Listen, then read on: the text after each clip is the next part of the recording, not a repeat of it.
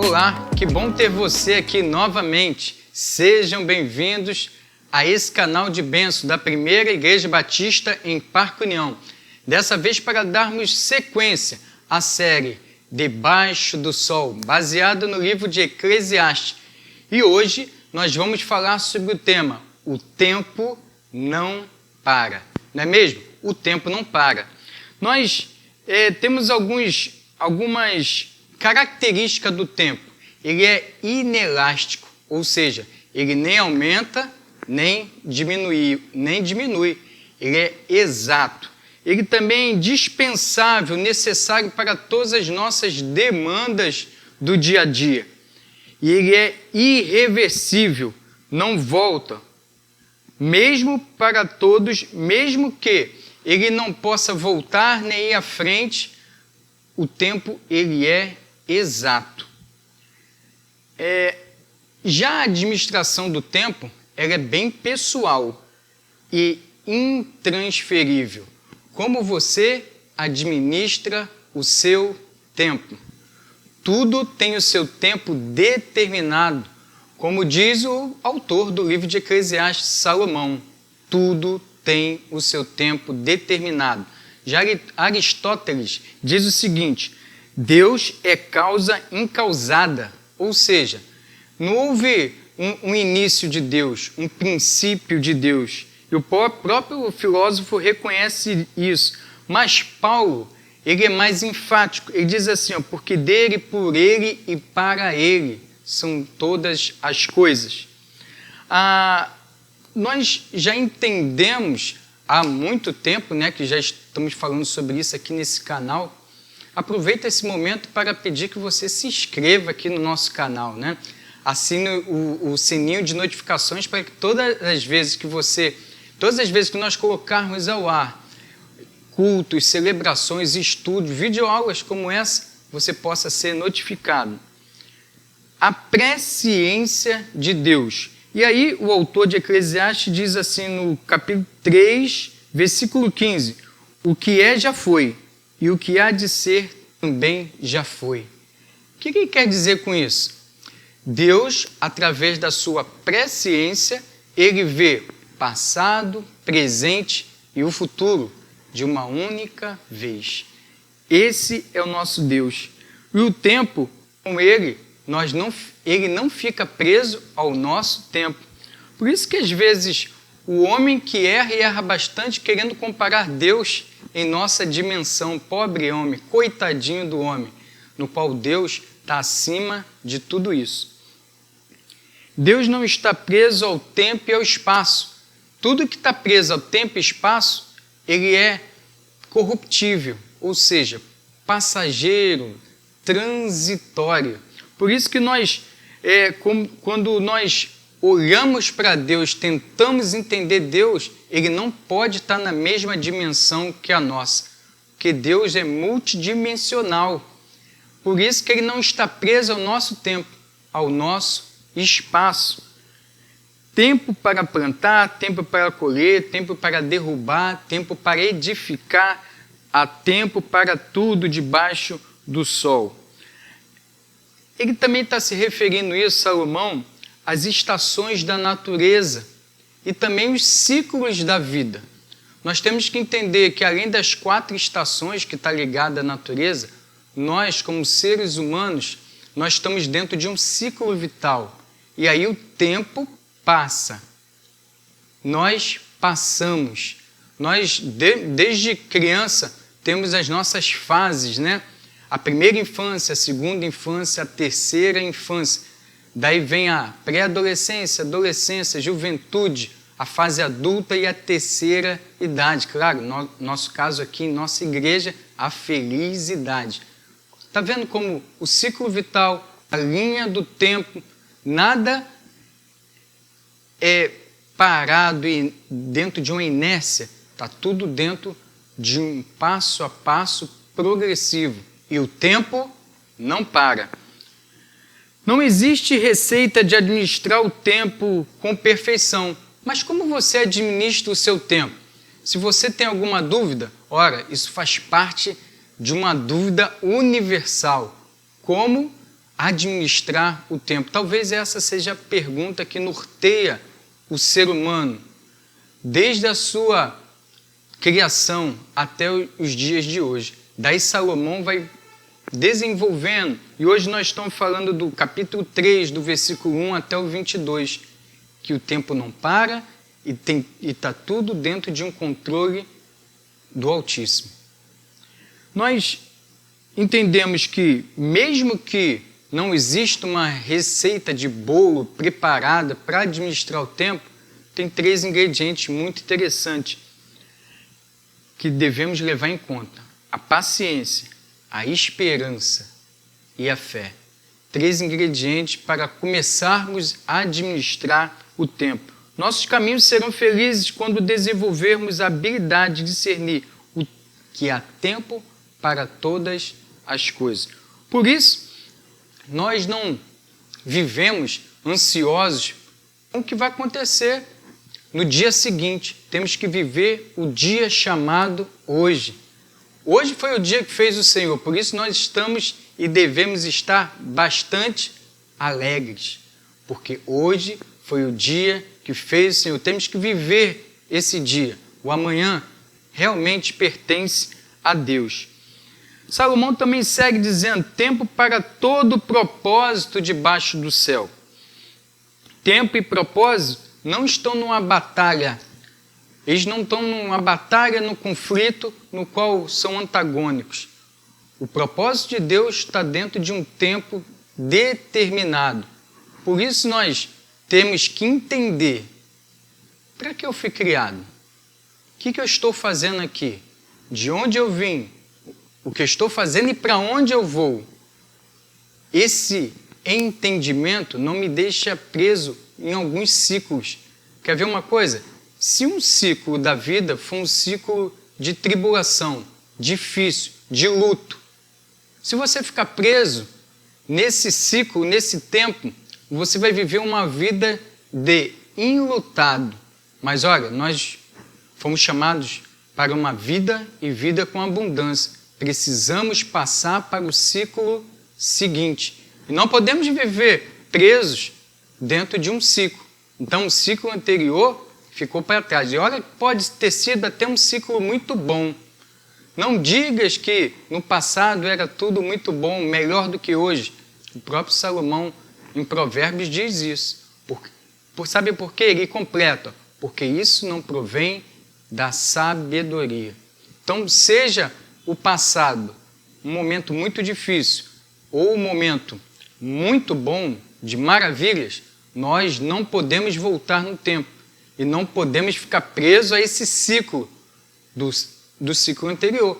Hoje, o dia chamado hoje, é importantíssimo para que nós tratarmos dele, curtirmos ele, nos relacionarmos com Deus no tempo, no dia chamado hoje. E daqui para frente, grandes maravilhas. Por isso que nós temos falado bastante: santificai-vos hoje, amanhã Deus fará maravilhas. Como não há uma batalha entre tempo e propósito, temos que saber exatamente quais são ou qual o principal propósito de Deus para a minha vida, que a partir disso tudo vai nortear. O propósito norteia a minha vida. E aí tudo eu coloco num filtro. Qual filtro? O que eu vou fazer agora? O que eu estou pensando em fazer? A minha agenda do dia, a minha agenda da semana, tem a ver com o propósito de Deus para a minha vida? Isso faz toda a diferença. Pensar sobre o tempo é também pensar sobre a razão do que foi feito para ser. Será que eu sou hoje exatamente um homem, mulher, criança, adulto, idoso, no qual Deus me chamou para ser? A pergunta fica, o questionamento também para você pensar nesse momento. Tudo fez Deus formoso, o seu devido tempo. Também pôs a eternidade no coração do homem, sem que este possa descobrir as obras que Deus fez desde o princípio até o fim. Eclesiastes 3:11. Ora, por isso, mesmo que nós não tenhamos a eternidade, que é um atributo de Deus, Ele colocou a eternidade dentro do nosso ser. Ora, Ele não revela tudo do que foi feito da eternidade até o dia de hoje. No entanto, Ele coloca a eternidade dentro de nós. Há segredos, claro, que só o Altíssimo conhece a partir do que Ele nunca foi feito. E nada que foi feito se fez. Ele criou todas as coisas. No entanto, Ele nos dá característica, alguns atributos que Ele compartilha conosco, para que nós sejamos pessoas aperfeiçoadas, para ter um relacionamento cada vez melhor com Ele e com os outros. Tempo para todas as coisas. Há tempo de nascer, há tempo de morrer, tempo de curar, tempo de matar. Interessante, né? Quando nós falamos agora há pouco sobre a questão do propósito, um dos propósitos é sermos instrumentos de cura. Olha quando ele diz assim, Salomão diz, há tempo de curar, há tempo de matar. Nós entendemos que nós somos instrumento de cura através do poder de Deus, do Espírito Santo que habita em nós. Instrumentos de cura. Nós não curamos ninguém, mas nós somos instrumento. Agora, tempo de matar é porque estamos presos a esse corpo corruptível, no qual, ao longo da história sociopolítica, religiosa da humanidade, a morte começou a fazer parte dentro de um contexto de guerra. Isso é tudo fruto da queda, tudo fruto como marcas da humanidade decaída. Por isso que há tempo de curar quando nós somos instrumentos na mão de Deus. Agora, tempo de cura, tempo de matar, quando o homem se deixa ser guiado por essa natureza que é pecaminosa. E não se engane, a natureza humana ela é pecaminosa.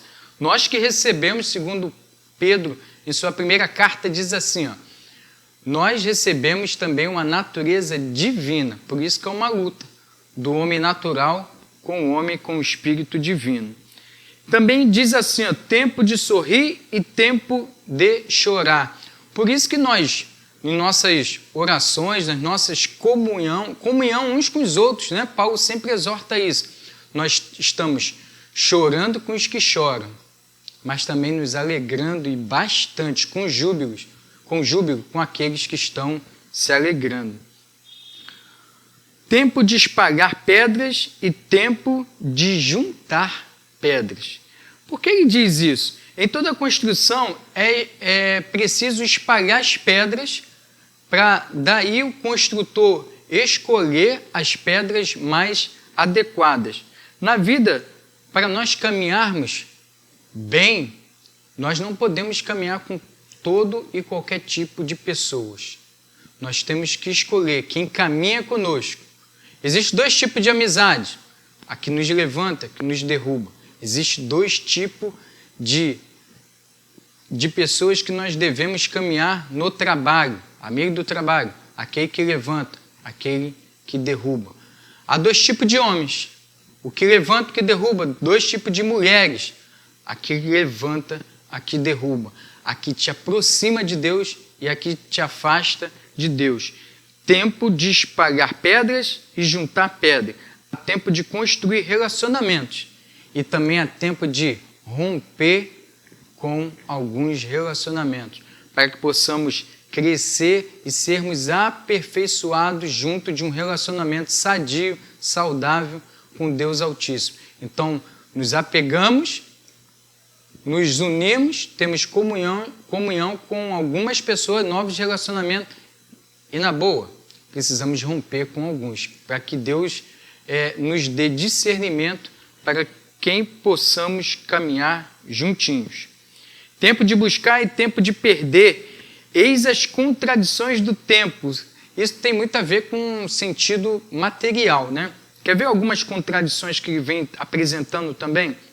Nesse capítulo 3, do 1 até o 22. Ganhar e perder vantagens. Segundo, aproveitar ou não oportunidade. Ganhar ou perder riquezas. Tempo de ganhar, tempo de guardar, tempo de lançar fora. Aqui nós estamos vendo, conquistas e frustrações, perdas e ganhos. Isso faz parte da nossa vida. Por isso nós não podemos ficar, novamente no ciclo anterior, porque o tempo não para. Se ganhamos, se perdemos, se nós ficarmos presos a isso, nós não teremos a administração do tempo da maneira adequada, pensando daqui para frente. Porque muitas frustrações, muitas decepções ainda virão até o restante de nossas vidas. No entanto, é a maneira como eu reajo a cada uma delas. Se eu reagir bem a uma vitória, eu posso reagir mal a uma vitória, extrapolar na comemoração, ou eu posso ficar preso a uma derrota, uma frustração. Planejei e não deu certo.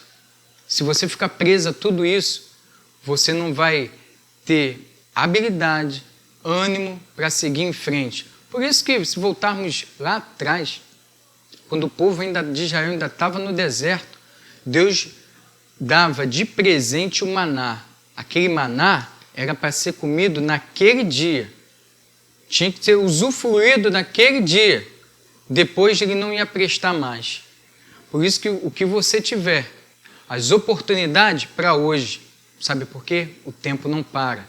Tem que usufruir aquilo que Deus deu para hoje. Você com a sua esposa, você com a sua noiva, você com a sua namorada, curtir o tempo da mocidade, curtir o tempo que você tem em comunhão com os irmãos, porque o tempo não para.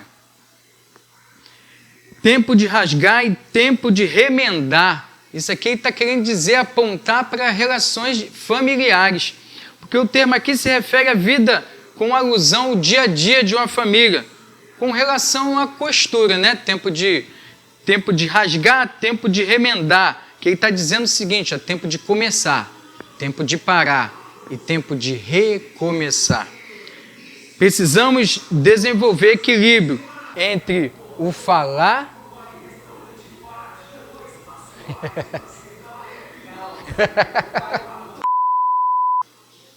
tempo de rasgar e tempo de remendar. O que ele quer dizer isso? Ele está falando das relações entre família, familiares, entre as famílias. Por quê? O termo aqui se refere à vida familiar, uma alusão à costura. Tempo de rasgar, tempo de remendar. Precisamos desenvolver equilíbrio entre o falar e tempo de silêncio. Isso em família, uma das coisas mais difíceis é essa questão de hora de falar, hora de silêncio. Por quê? São no palco familiar onde se desenvolve as maravilhas ou as maiores tragédias, onde muitos querem seus direitos, mas poucos querem trabalhar com as suas demandas, no qual são as suas obrigações. Daí vem os conflitos. E é tempo de rasgar e é tempo de remendar, porque ele vai dizer assim, começa, para e recomeça relacionamentos. Porque não é só falar, também é ouvir, e é tempo de silêncio.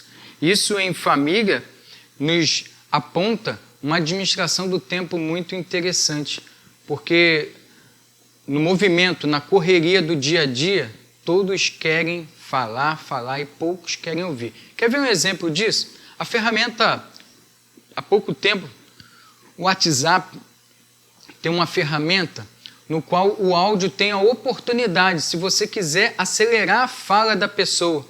Já viu que ninguém tem paciência de ouvir ninguém? E quanto mais com áudio longo, coloca-se, aperta uma vez e meia, 2 vezes e acelera a fala. Isso, nós vamos acostumando a fazer isso no WhatsApp e no dia a dia também. Também, um familiar está falando, que vontade que dá de apertar assim, uma vez e meia, 2 vezes, acelera. A nossa mente vai sendo condicionada a que as pessoas falem logo o que querem, porque nós não estamos preparados para ouvir. Nós queremos falar. Começar, parar e recomeçar. Sabe por quê? O tempo não para. Como você está administrando o seu tempo? Logo no início nós falamos, olha, essa é o maior, talvez um dos maiores desafios do ser humano.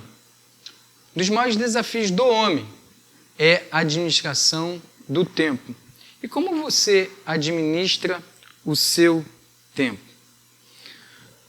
Eu quero terminar essa videoaula deixando um trecho do poema do nosso poeta brasileiro, Mário Lago, que diz o seguinte: eu fiz um acordo com o tempo, nem ele me persegue, nem eu fujo dele. Qualquer dia a gente se encontra e dessa forma vou vivendo intensamente cada momento. Que possamos viver intensamente cada momento, com relação aos nossos familiares, com relação aos irmãos da igreja, com relação às relações que nós temos no trabalho, na escola, nos cursos, nas faculdades, nos relacionamentos de forma remota, porque o tempo não para. Tudo isso tem que estar dentro de um propósito que Deus tem colocado na minha e na sua vida. Que Deus possa te abençoar tremendamente. Até a próxima aula. E saiba de uma coisa, o tempo não para.